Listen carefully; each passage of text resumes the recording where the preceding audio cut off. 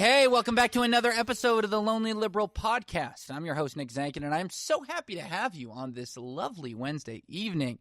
My God, do we have a great show for you today. What a show. You might be thinking to yourself, am I even ready for this show and how good it is? Hopefully you are, because strap in.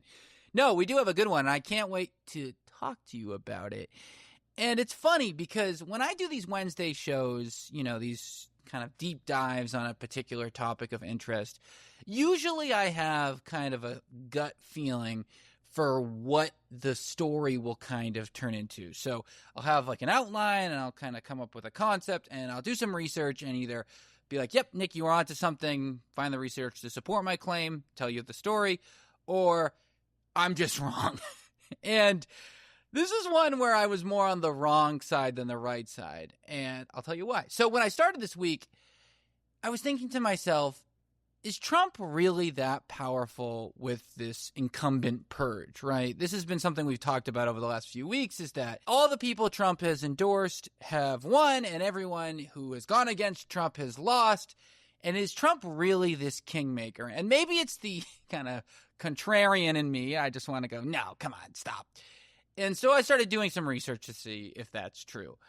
And you know what? It is. It really is. It isn't that they just hate incumbents right now. He does have a lot of swing. His power is completely real. And counterintuitively enough, it's exactly why Republicans may lose the Congress in November, and I think will lose the Congress.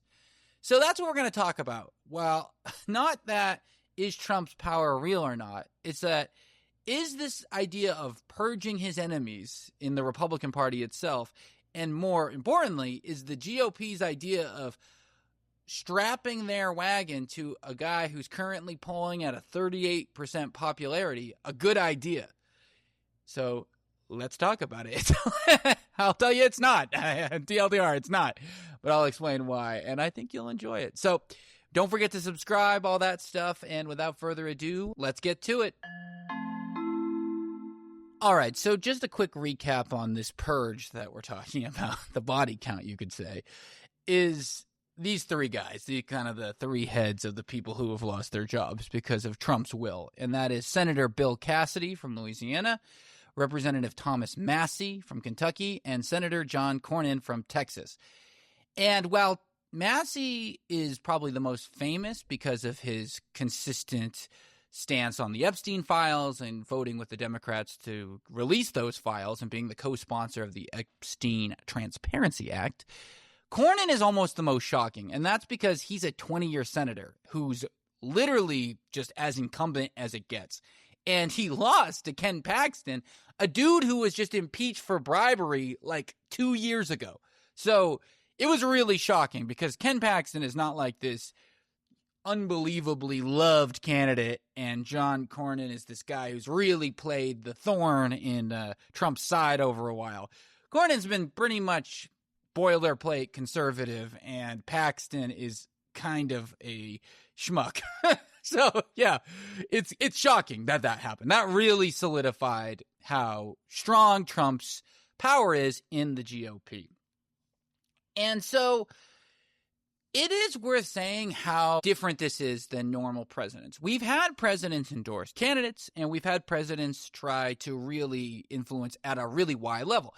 The most famous example is FDR. So in 1938, FDR tried to do this exact same thing. He campaigned against conservative Democrats, though, not Republicans. So what he wanted to do was make all of the Democrats be progressive in his vein.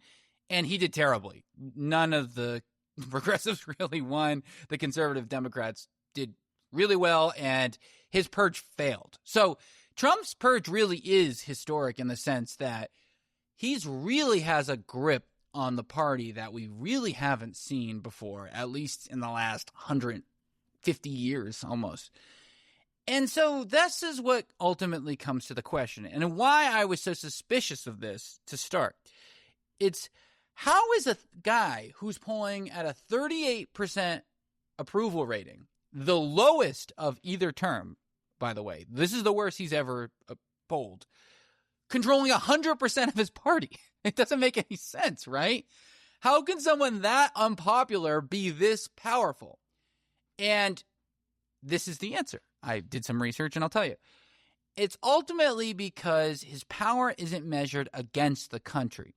It's measured against the Republican primary voters. And with them, he polls around 85 to 90% approval. Okay? That's crazy. Think about this.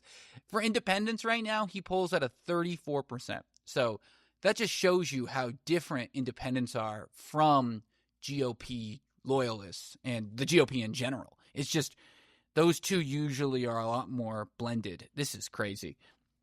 So let's do some funnel math, right? How this would play out. So let's use Texas as an example. Like I said, that was the most shocking difference, right? Because this is a really established politician in Cornyn losing to a very unpopular contender, I guess you could say. So in Texas, you have 18.7 million registered voters. About 24% of them voted in the primary. That's around 2 million-ish, 2.2 million-ish Republicans. The runoff that actually ended Cornyn's career, so by the way, I didn't say this off the top, it was a runoff. The way Texas works is that if the votes are close enough, they do a runoff. So the runoff actually had less voters than the original vote did, and that made it even worse for Cornyn. And it actually proves that it wasn't some sort of miraculous push for Paxton. It was actually that the Cornyn voters stayed home.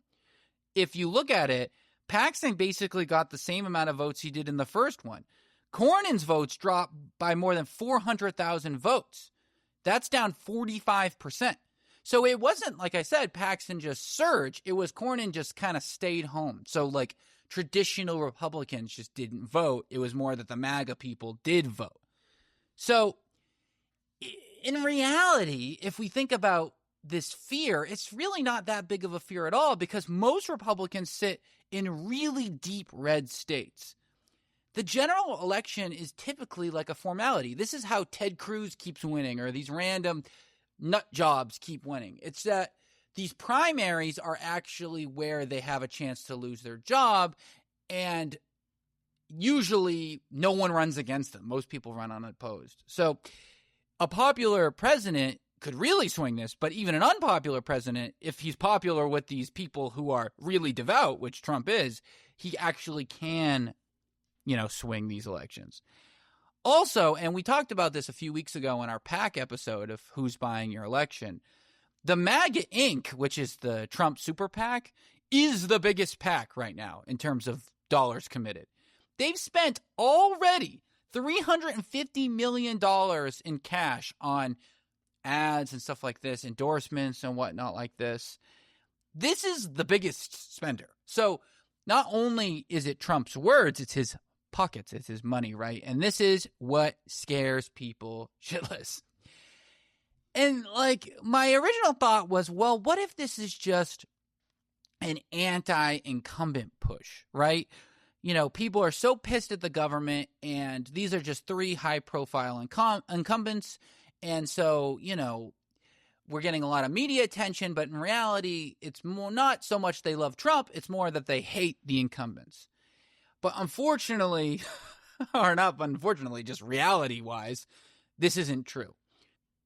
So the next, question you may have, it's the one I had, is then, is there a version of this for the Democrats? If I'm saying that primaries are a small voter percentage and so a devout base can really influence it, even if the general base isn't popular, is this happening on the left?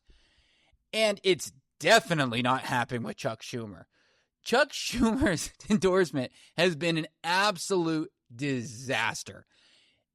The best example of this by far is his endorsement of Janet Mills and the loss that Janet Mills has to Graham Plattner, an outsider with a lot of drama. We like Graham Plattner here on this show, but it's not like that was a shoo-in by any means. Or you could even say the lack of endorsement Schumer gave for Zoran, and by effectively endorsing Cuomo, in my opinion, and how unbelievably well Zoran did. What's even crazier, and this is the thing where the real kingmakers in the Democratic Party are freaking Bernie, Warren, AOC, these people are doing really well, whereas the establishment Democrats, the Jeffries, the Schumers, they're doing really poorly. So it's so funny to me that it's like Trump, the GOP people love their leadership because they love Trump, but the most senior Democrat leader, Schumer and Jeffries, are actually the opposite. They have the anti-effect. And actually, it's these anti-establishment candidates like the Bernies and the AOCs and stuff like that. They're the ones with the real power on the Democratic side, not the actual leadership in Chuck Schumer and Hakeem Jeffries. But I think the bigger question is, and this is the show's thesis, isn't whether Trump has power or not. I think, unfortunately, he does. The question is this a good idea for Trump? Is it a good idea to purge these guys, these incumbents that have been around, and frankly would be really difficult to beat for the Democrats? Like I just said, incumbents are winning at like a 98% clip right now. They're hard to beat, especially in states like Texas. And I really think Texas is the great example to pressure test this. Ken Paxton is not a popular candidate. He's really, really doing poorly. And actually, when Paxton got the victory, the Cook Political Report, which is this nonpartisan kind of evaluator of odds, actually lowered the Republicans' chances of winning the Senate in Texas from likely Republican to lean Republican. In fact, a third of Cornyn's voters said they are going to go vote for Tallarico now instead of Paxton. So that's a big deal. And another thing to think about is Tallarico is polling way ahead of where Beto was in 2018. Beto O'Rourke, the guy who ran against Ted Cruz that people thought could maybe beat him. So this seat is really up for grabs. And I don't know if that would be true if Cornyn was the candidate. So this is a big deal. But honestly, that's not just it, right? Like there's this other thing that what if all these guys, these kind of lame duck politicians, the Massies, the Cassidys, the Cornyns, and all these people retiring, the Joni Ernst, the Tom Tillis, these people, what if they start just rebelling against Trump because they're mad that he's bullying them?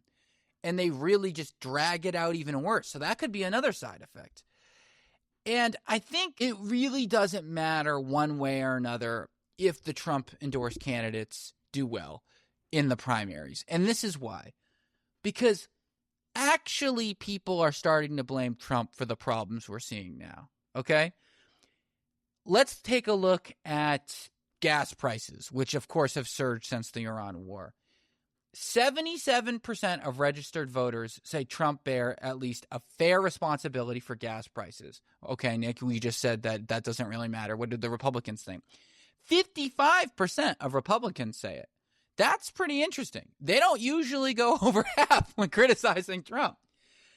44% of Republicans say that tariffs raise prices. Now, that's ridiculously low when we all know that they do, but it is a stark difference from like the 10% it was like a year ago.